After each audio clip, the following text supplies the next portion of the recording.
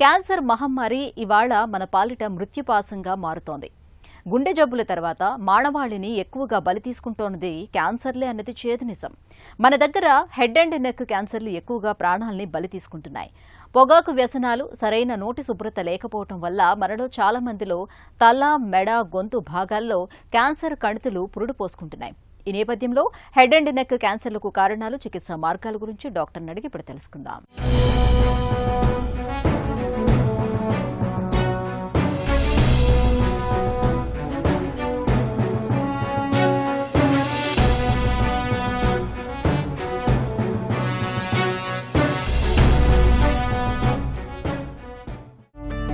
మన దగ్గర head and neck క్యాన్సర్ల తీవ్రత ఎలా ఉంది?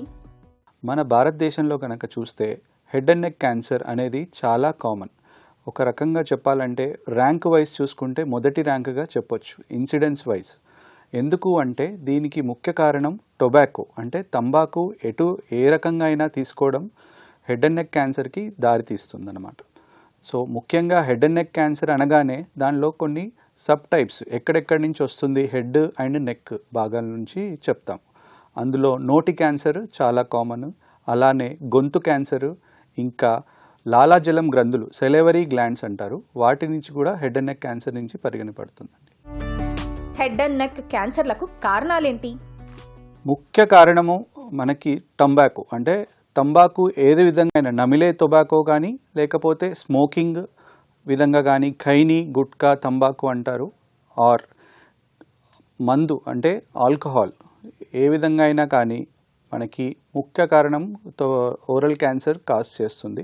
అలా కాకుండా హ్యూమన్ ప్యాపిలోమా వైరస్ అనేది ఒక వైరస్ వల్ల కూడా మనకి హెడ్ అండ్ నెక్ క్యాన్సర్ అనేది థ్రోట్ క్యాన్సర్కి దారితీస్తుంది.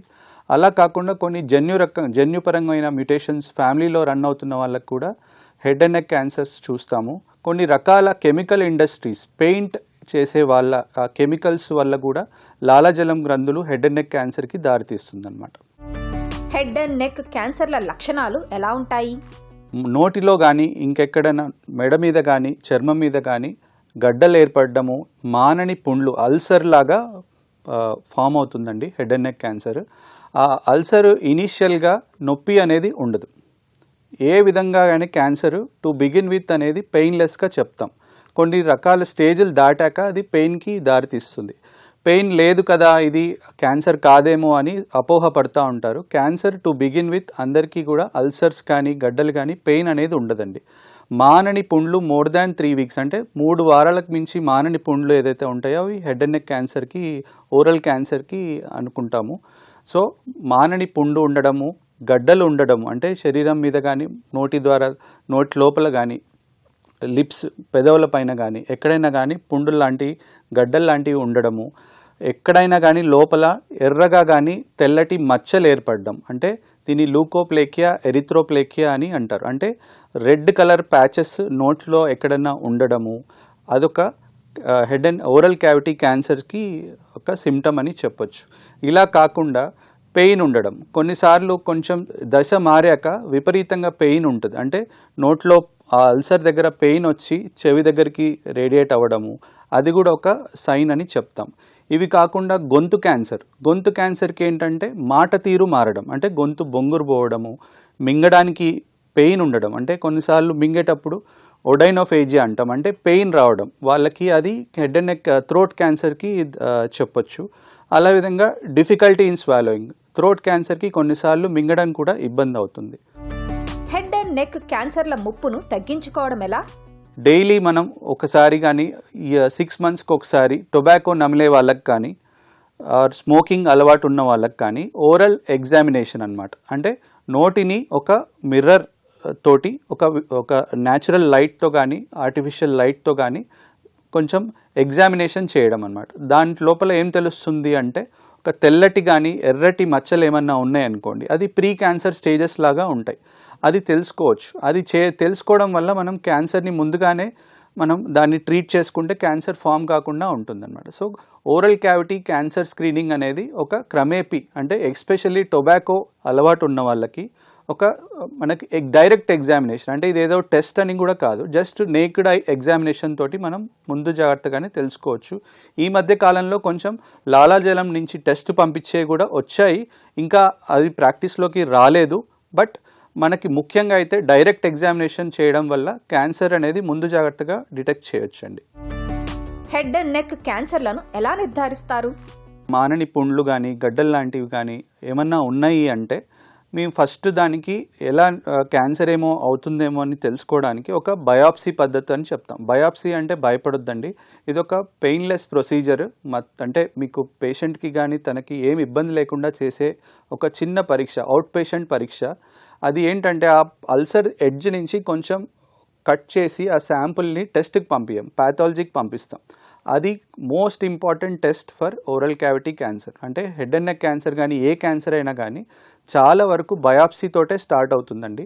బయాప్సీ అనేది ఒక టెస్ట్ మాత్రమే, అదే ట్రీట్మెంట్ చేంజ్ అవ్వడానికి, అంటే అదొక ట్రీట్మెంట్ కాదు, ఒక డిటెక్షన్ ఆఫ్ కన్ఫర్మేటరీ టెస్ట్ అనమాట. ఆ బయాప్సీలో ఎందుకు చేస్తామంటే ఆ క్యాన్సర్ ఎంత త్వరగా పెరుగుతుంది అనేది తెలుస్తుంది, అసలు అది క్యాన్సరా కాదా తెలుస్తుంది, అందులో ఏ గ్రేడ్ అనేది తెలుస్తుంది అనమాట.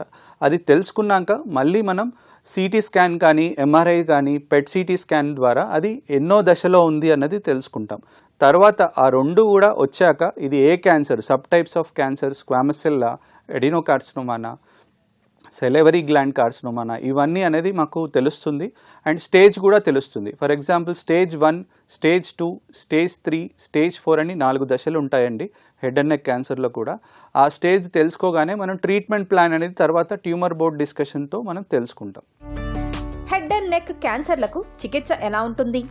హెడ్ అండ్ నెక్ క్యాన్సర్కి చికిత్సలు 3 విధాలుగా చెప్తాము. అందులో ముఖ్యమైన treatment operation. Surgical oncology doctors ఆ క్యాన్సర్ బయాప్సీతో కన్ఫర్మ్ అయ్యాక, స్టేజ్ తెలుసుకున్నాక స్టేజ్ 1, 2, 3, కొన్నిసార్లు స్టేజ్ 4 కూడా మెయిన్ ట్రీట్మెంట్ సర్జరీగా చెప్తాం. అంటే ఆ సర్జరీ అనేది భయంకరమైన ట్రీట్మెంట్ కాదు. ఇప్పటి వరకు ఎవిడెన్స్ ట్రీట్మెంట్, అంటే ఏదన్నా ట్రీట్మెంట్ ఉంది హెడ్ అండ్ నెక్ క్యాన్సర్ నుంచి క్యూర్ అవుతున్నారు పేషెంట్స్ అంటే ముఖ్యమైన ట్రీట్మెంట్ అది సర్జరీ అండి. ఆ సర్జరీ ద్వారా ఆ క్యాన్సర్ పుండుని కొంచెం ఎక్స్ట్రాగా, అంటే కొంచెం మార్జిన్ ఎక్కువ తీసుకొని అది తీయడం వల్ల ఫ్యూచర్లో క్యాన్సర్ అనేది తిరగబడకుండా కాపాడుతుంది. ఆపరేషన్ అయిన రికవరీ తర్వాత ఇంకొక ఫార్మ్ ఆఫ్ ట్రీట్మెంట్ కూడా యాడ్ అవుతుందండి. అందులో రేడియేషన్ ఆంకాలజీ, అంటే రేడియోథెరపీ అనేది పెడతారు. ఆ రేడియేషన్ ఆంకాలజీ ఎలా ఉంటుందంటే ఒక 5 వారాల నుంచి 6 వారాలు రేడియేషన్స్ తీసుకోవాల్సి అని చెప్తాము. కొంతమందికి కీమోథెరపీ కూడా యాడ్ చేస్తాం. సో ఈ 3 రకాల ట్రీట్మెంట్ ఇంపార్టెంట్: సర్జరీ, రేడియేషన్, ఇంకా కీమోథెరపీ. ఈ మధ్య కాలంలో అడ్వాన్స్డ్ మనకి ట్రీట్మెంట్ మొడాలిటీస్ చూసుకుంటే ఒకానొక దశలో స్టేజ్ 4 క్యాన్సర్స్కి మనం ఏం ట్రీట్మెంట్ లేదు అని చెప్పేవాళ్ళం. కానీ ఇప్పుడు ఇమ్యూనోథెరపీ, అంటే ఒక రకంగా చెప్పాలంటే ఓన్లీ క్యాన్సర్నే మనం అంటే క్యాన్సర్ మీద ప్రభావం చూపుతూ బాడీ ఇమ్యూనిటీ పెంచుకుంటూ క్యాన్సర్ని జయిస్తుందన్నమాట. ఇమ్యూనోథెరపీ అనేది కూడా ఈ మధ్య కాలంలో వాడుతున్నాము. ఇది చివరి దశ క్యాన్సర్స్కి ఎక్కువగా పనిచేస్తుంది. హెడ్ అండ్ నెక్ క్యాన్సర్లను ఎలా నివారించుకోవాలి?